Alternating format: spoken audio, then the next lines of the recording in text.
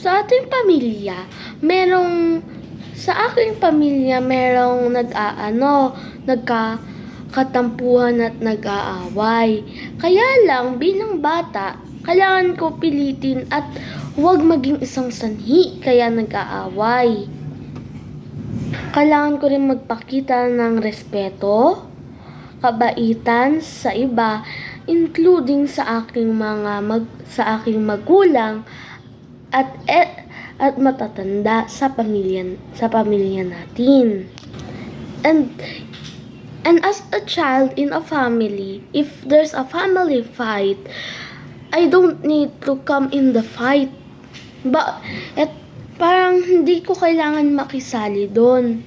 Pagdadasalin ko na lang na tumigil ng pag-aaway.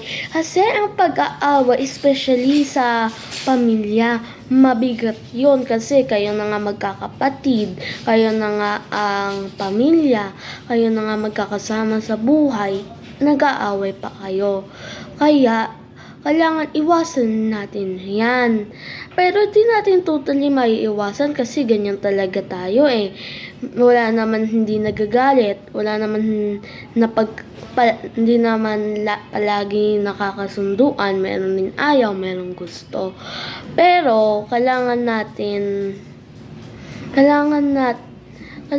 isipin na pamilya tayo, pag tayo nakahiwalay, mas mahihirapan tayo.